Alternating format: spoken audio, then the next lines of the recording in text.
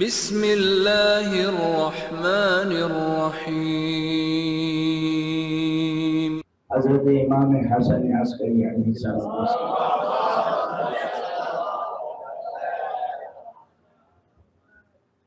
حضرت امام حسن عسکری علیہ السلام کا دور مختصر ہونے کے باوجود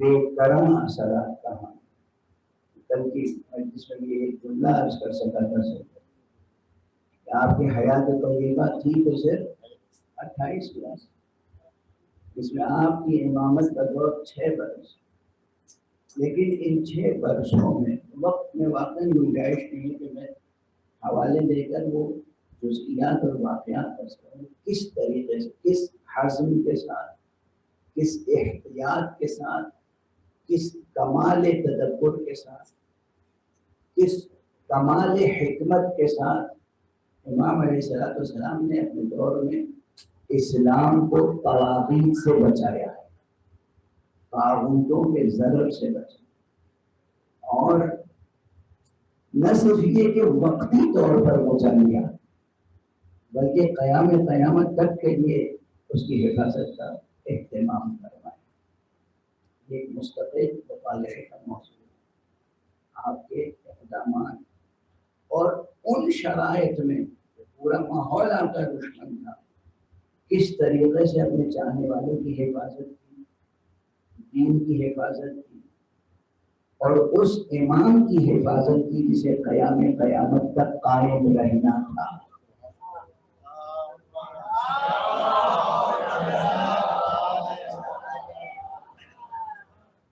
امام کا حسن تدبر، کمال حکمت، اس طرح میں بات آ گئی ہے زبان کی طرف سے، جناب رسالت مآب صلی اللہ علیہ وآلہ وسلم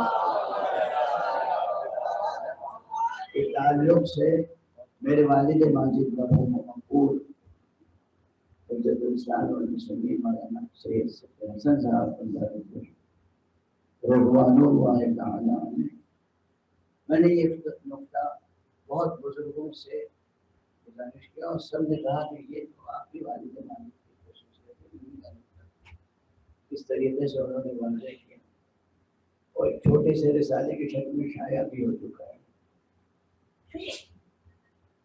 کہ واقعہ غدیر خون کے تعلق سے یہ تو خود بیان ہوتا ہے، لیکن والد واجد فرمایا کرتے تھے ممبروں پر بھی اور مقالے میں انہوں نے لکھا کہ جس شدت سے حکم آیا تھا یا ایھا الرسول بلغ ما انزل الیک من ربک وَإِن لَمْ تَفْعَلْ فَمَا بَلَّغْتَ رِسَالَتَهُ، اے رسول آپ پہنچا دیجیے، گویا کچھ نہیں پہنچایا۔ ایسا حکم تھا کہ اس کے پہنچانے میں بھی پیغمبر نے کمال حسن تبلیغ کا اظہار کروایا۔ اس زمانے میں نہ ٹیلی ویژن ہوتے تھے، نہ ریڈیو، نہ پریس، آپ سمجھتے ہیں نہ یہ میڈیا تھا، نہ کچھ تھا اس زمانے میں، اور وہ بھی شہر میں نہیں، صحرا میں وہ خطبہ دیا جو صدا بصحرا ثابت نہیں ہوا، بلکہ قیامت تک اس کی گونج باقی ہے اور باقی رہے گی۔ کیا حسن تبلیغ تھا، کیا حسن، کیا کمال حکمت، کس تدبیر سے، کس تدبر سے آپ نے یہ پیغام الہی پہنچایا، کوئی تفصیل ہے۔ اسی طرح ہر امام کی زندگی میں، اس سے حضور سے پہلے بھی اپنی اپنی سطحوں پر ہر نبی کی زندگی میں یہ کمالات پائے جاتے ہیں امر الہی کی تبلیغ میں، لیکن سب سے بڑھ کر سرکار ختم مرتبہ صلی اللہ علیہ وآلہ وسلم کی حیات طیبہ میں یہ خصوصیت پائی جاتی ہے۔ اس کے بعد جو ائمہ اثنا عشر ہیں اہل بیت مصطفیٰ سے، ان کی زندگیوں میں ہر ایک مولا امیر المومنین علیہ السلام، یعنی ان میں سب میں یہ خصوصیت تھی کیونکہ یہ خود تھے کلمت اللہ. قرآن مجید میں جو جناب عیسیٰ کے لیے کہا گیا ہے کلمت اللہ، یہ خود تھے کلمت اللہ. تو ان میں یہ قدرت تھی، یہ اعجاز، یہ قدرت و قوت اعجاز حضرت حق سبحانہ و تعالیٰ نے انہیں عطا فرمائی تھی کہ جب چاہیں یہ قرآن کو ایک نقطے میں سمیٹ کے پیش کر دیں، جب چاہیں ایک نقطے کو تفصیل دے کے قرآن بنا کے پیش کر دیں. تو حسن تبلیغ، کمال تبلیغ ان کے ہاتھ.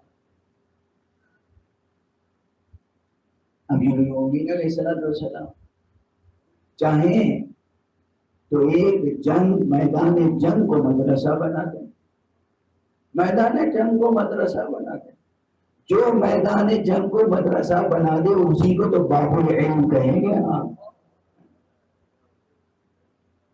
اسی طرح ہر امام کی زندگی میں بہت سے ایسے واقعات ہیں خاص جہاں معلوم ہوتا ہے کیا شان امامت تھی، کیا شان قیادت تھی، کیا اسلوب تھا، کس طرح حق ادا کیا ہے امر الہی کو پہنچانے. یہ شان امام حسن عسکری علیہ السلام میں بھی بدرجہ عدم پائی جاتی تھی. ایک صلوات ارشاد فرمائیں.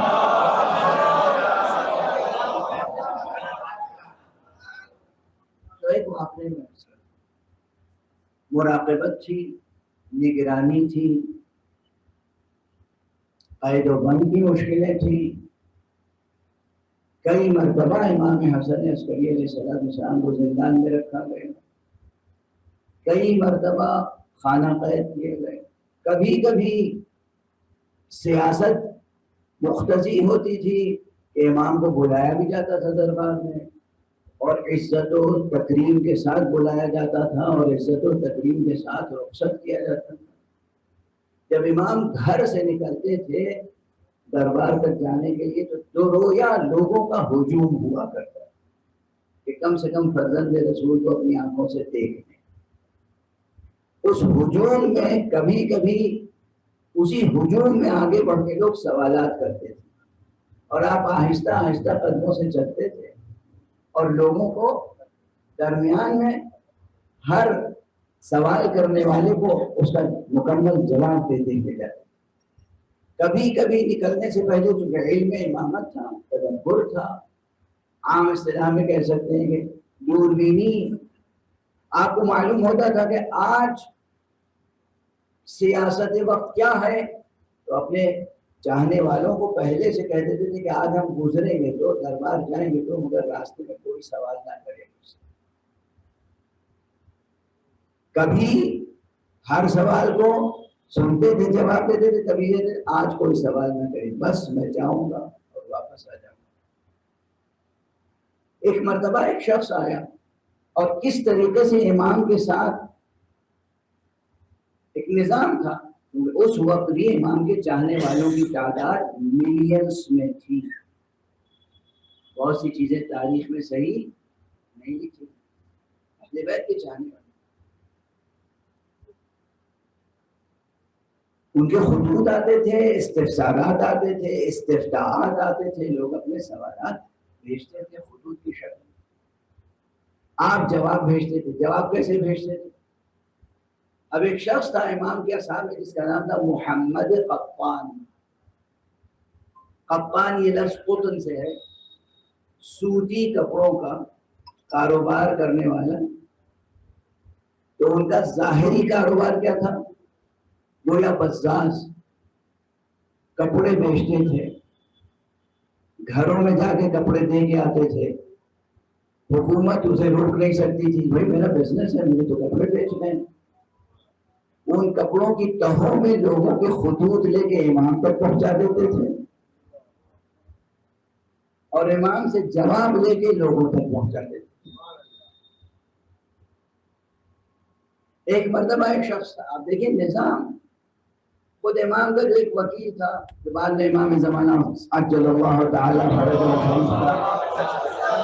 وکیل ہوا. اس شخص کا لقب کیا تھا؟ ابن سعید سمان. سمان کسے کہتے ہیں؟ सम्मान जिसका अगर ठेठ तर्जुमा करें बहुत अदब के साथ, तो आप लोग अपने मुआशरे में जो तबकाती निज़ाम कायम हो गया, कहेंगे तेली, तेल बेचने वाला, रोगन बेचने वाला, और आप तेली को कोई अहमियत तो दे नहीं सकते, क्या तहकीर करते हैं।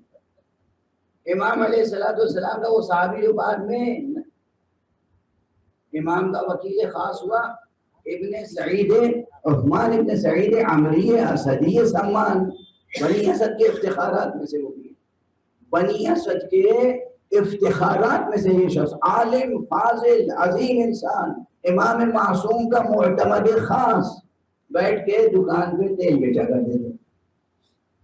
जैसे अब देखिए इसमें बहुत से दर्स हैं। हजरत इमाम अमीरुल मोमिनीन अली इब्न अबी तालिब अलैहिस्सलाम का एक साहिब असरार सहाबी शागिर्द फिदाई जिसका नाम है मीसम, लक़ब क्या है? तम्मार, वजन वही है ना, सम्मान तम्मार, तम्मार यानी तमर बेचने वाला। ये खजूरें, वो दुकान थी उनकी, खजूरों का कारोबार करते थे। और क्या दुकान थी, इस दुकान पे कभी कभी मौलाए कायनात भी आके बैठ जाते हों, लेकिन बज़ाहिर थी क्या? खजूरों की दुकान। इसी तरह इनकी थी तेल की दुकान, और तेल बेचते भी थे और तेल घरों पे पहुंचाते भी थे। तो इसी बहाने जब घरों में जाते थे तो इमाम का पैगाम पहुंचा देते थे, और वहां जाके फिर इमाम की खिदमत में लोगों का पैगाम पहुंचाते थे। एक पूरा निजाम था, एक नेटवर्क था पूरा इसी तरह से। और इसमें एक दर्स ये था कि जब हालात शदीद हो, दुश्मन एग्रेसिव हो, तब भी काम नहीं रुकता, तर्ज अमल बदल जाता है। ये जरूरी नहीं है कि हमेशा मुज़ाहमत जो है वो असलहे के जरिए से हो, बल्कि मुज़ाहमत कलम के जरिए से भी हो सकती है, और तक़य्युद के पर्दे में भी हो सकती है। एक सलावत पढ़ दें मोहम्मद। मुज़ाहमत एक और सलावत।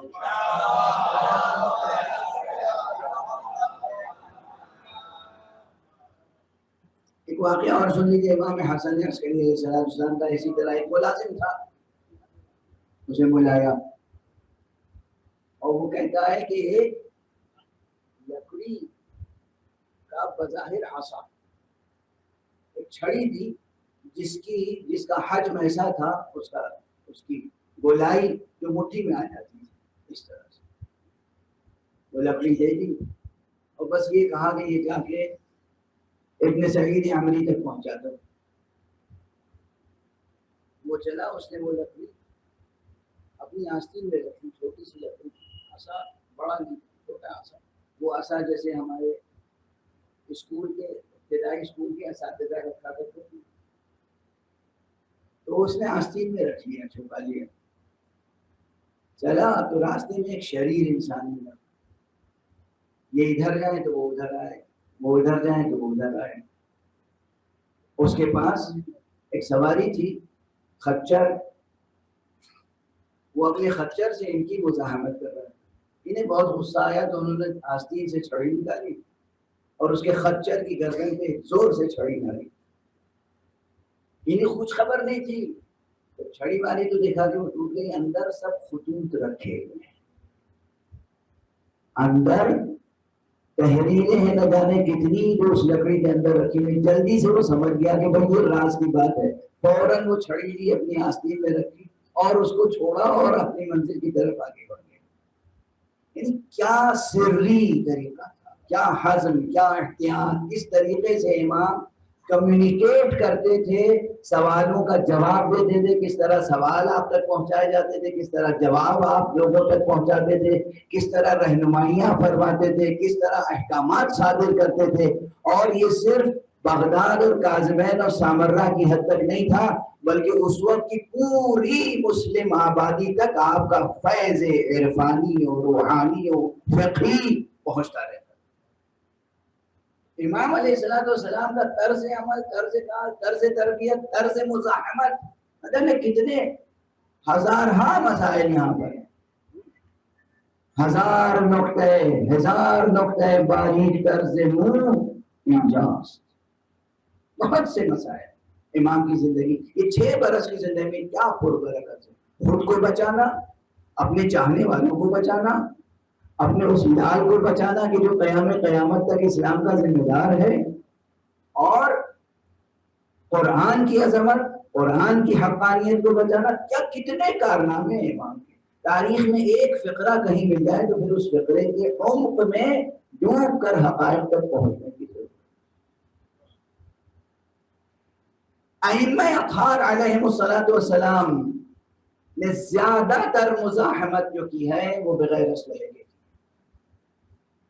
کم تر مزاحمت ہے جہاں اسلحہ استعمال ہوا ہے، اور اسلحہ بھی اس شان سے استعمال ہوا ہے.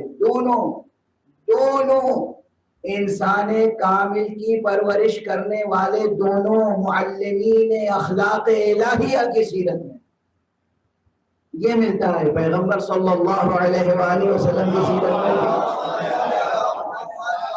میں حضرت امیر المومنین علی ابن ابی طالب علیہ السلام کی سیرت میں بھی یہ ملتا ہے.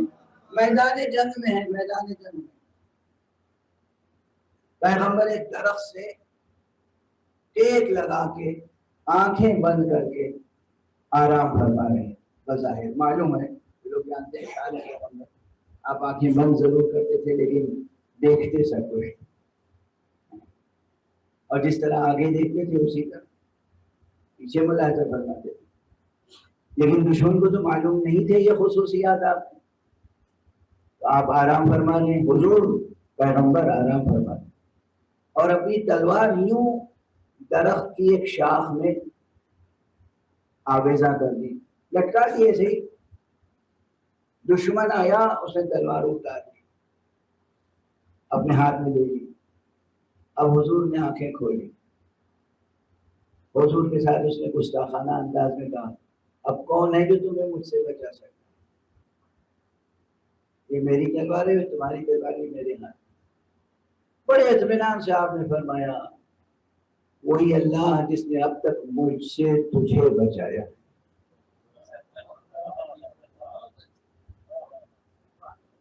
اب بعین یہی جواب امیر المومنین علی بن ابی طالب علیہ السلام کا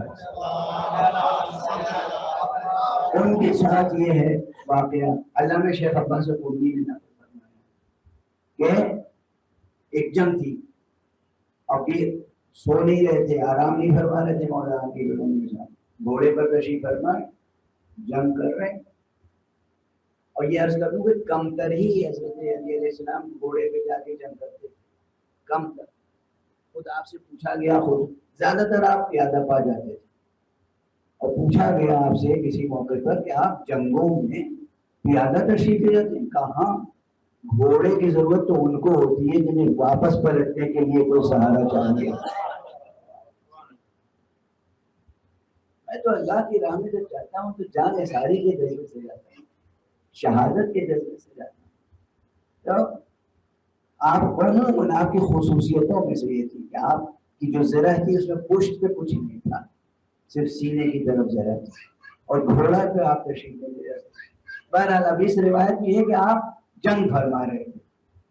ایک شخص آیا دشمنوں میں سے اور اس نے کہا کہ یا ابوالحسن یا علی، میں نے سنا ہے کہ آپ سے کبھی بھی کوئی سوال کرے تو آپ جواب ضرور دیتے. کہا ہاں. اپنی تلوار مجھے دے دی. کہا یہ دے. آپ سمجھتے ہیں یہ منظر کیا؟ یہ معمول جنگ ہے، جنگ، میدان جنگ، تلواروں سے تلواریں ٹکرا رہی ہیں، اور وہ دشمن فوج کا سپاہی آگے کہتا ہے کہ علی اپنی تلوار دے دیجیے. کہ اسے تلوار لے لی تو کہا اب آپ کو مجھ سے کون بچا سکتا ہے؟ کہا جس نے ابھی، کہ اسے تلوار لے لی تو کہا اب آپ کو مجھ سے کون بچا سکتا ہے؟ کہا جس نے ابھی تک تجھ کو مجھ سے بچایا. اس ایک جملے نے اسے مجبور کیا تو اسے کہا اشہد ان لا الہ الا اللہ وحدہ لا شریک لہ واشہد ان محمدا عبدہ.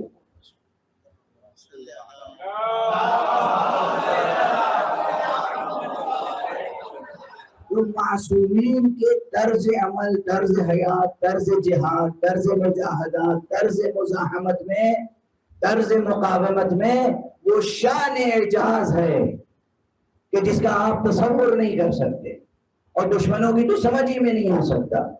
آج تو دنیا میں کوئی علی ابن ابی طالب نہیں ہے، لیکن آج دنیا کے طواغیت کے سامنے ان کے مکتب کے تربیت یافتہ علی خامنئی سمجھ میں نہیں آتے تو معصومین کیا سمجھنا ہے؟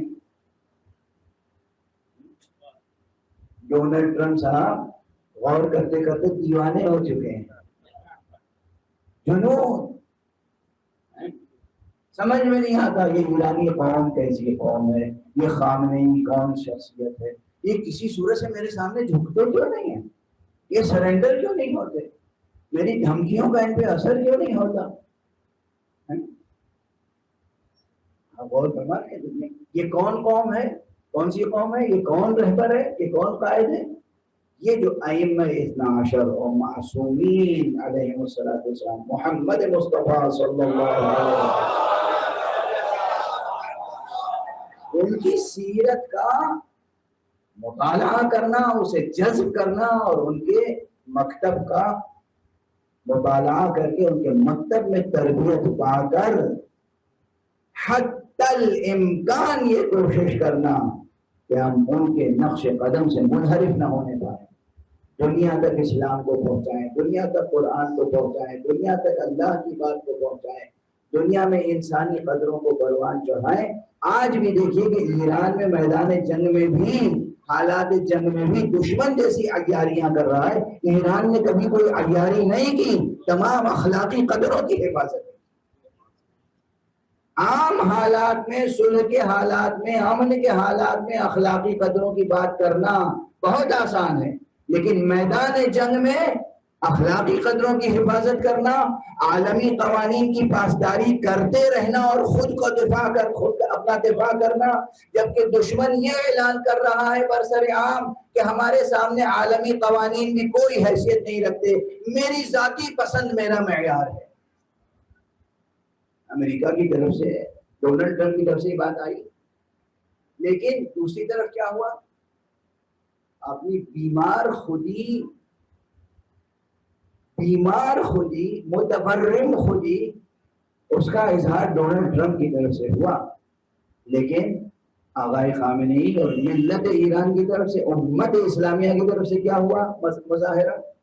تمام اخلاقی اقدار اور تمام جنگ کے اخلاقیات اور سیاسی اخلاقیات اور عالمی قوانین اور یو این کے تمام چارٹر کی ہر مرحلے پر پاسداری کرتے ہوئے مزاحمت کو جاری رکھا.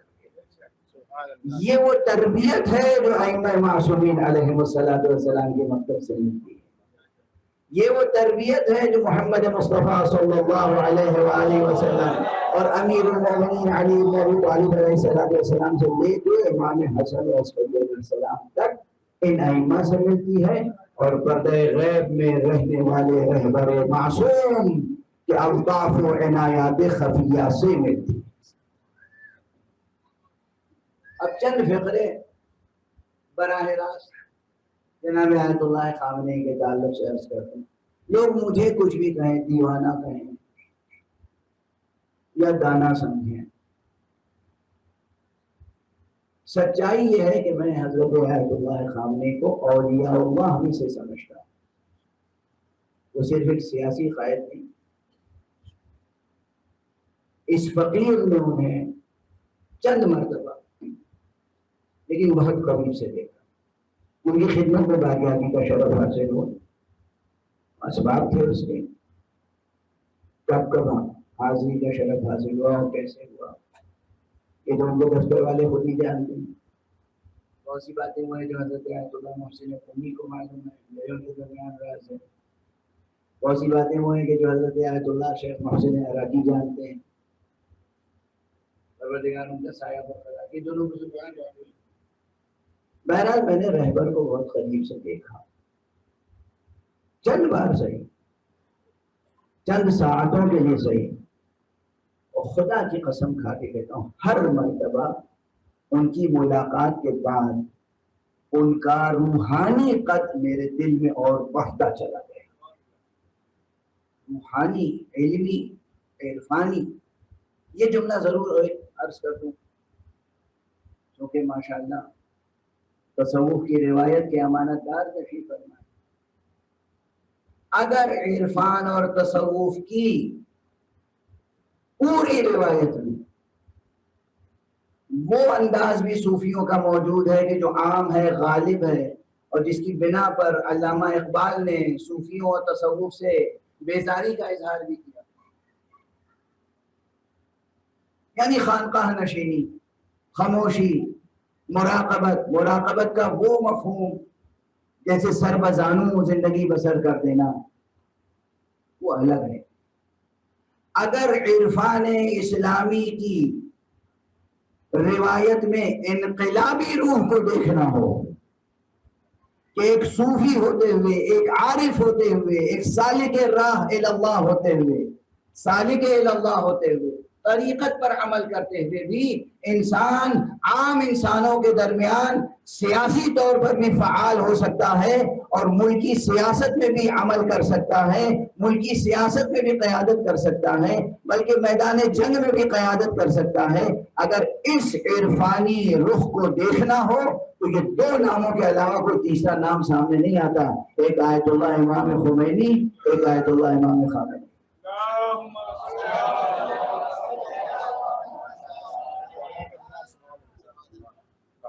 اولیاء اللہ میں سے تھے، عرفاء میں سے تھے، فلسفی تھے، شاعر تھے، ادیب تھے، فقیہ تھے، متکلم تھے، مفسر تھے، بہترین خطیب تھے، اور ساتھ ساتھ بہترین مربی تھے، مربی اخلاق، بہترین اخلاقی عرفانی روحانی شخصیت رکھتے تھے، اور اس سب کے ساتھ بہترین میدان جنگ کے مجاہد بھی تھے، میدان سیاست کے بھی کامیاب قائد رہے. یہ جامعیت بتاتی ہے کہ براہ راست نہ صحیح بالواسطہ بھی اگر کوئی مکتب معصومین سے وابستہ ہو جائے تو انسانیت کے کمال کے درجے تک پہنچ سکتا ہے. یہ شخصیت کے جو بات ہیں یہ کسی ایک نشست میں اور ایک تقریر میں تمام ابعاد کا، تمام جہات و جوانب کا احاطہ ممکن نہیں ہے. بہت سی چیزیں ہوتی ہیں معاصرانہ چشمہ. خود میں، نجف میں، مشہد میں، ایران کے باہر بہت سے ایسے صاحبان امامہ بافضل جنہیں سمجھا جاتا ہے. حالانکہ کبھی کبھی بہت سے حضرات ایسے بافضل ہوتے ہیں کہ بعد میں وہ فضول کا حصہ بن جاتے ہیں، لیکن ایسے بافضل ہیں کہ جو اختلاف کرتے تھے ان کی قدر ناشناسی کرتے تھے، قدردانی میں کوتاہی کرتے تھے، اعتراف نہیں کرتے تھے. اب معاصرت کا وہ حجاب اٹھ چکا. اب میں سمجھتا ہوں کہ زیادہ سے زیادہ ان کی سیرت پر، ان کے کارناموں پر، ان کی خدمتوں پر غور کیا جائے گا. غیر جانبدارانہ انداز میں مقالے لکھے جائیں گے، کتابیں لکھی جائیں گی، تقریریں کی جائیں گی، ریسرچ پیپرز لکھے جائیں گے، اور تنہا خامنئی صاحب کی زندگی کے اتنے جہات و جوانب ہیں، کم سے کم 110 PhD تھیسس لکھے جا سکتے ہیں خامنئی صاحب کی خدمتوں اور ان کی شخصیت کے مختلف جہات و جوانب کے لحاظ سے. کم سے کم یوں ہی پروردگار کسی کو بلندی عطا نہیں فرماتا. میں اس جملے کو ختم کر رہا ہوں اپنی تقریر کہ آیت اللہ خامنئی اولیاء اللہ میں سے تھے اور ان کی زندگی اتنی بلند پایا تھی کہ شہادت سے کم تر موت انہیں زیب نہیں دیتی تھی. وہ شہید امت تھے، شہید راہ خدا تھے، شہید عشق محمد و آل محمد تھے، شہید اسلام تھے، شہید قرآن تھے. ہماری جانب سے ان کی روح کو ہزارہ سلام. والسلام علیکم ورحمۃ اللہ وبرکاتہ.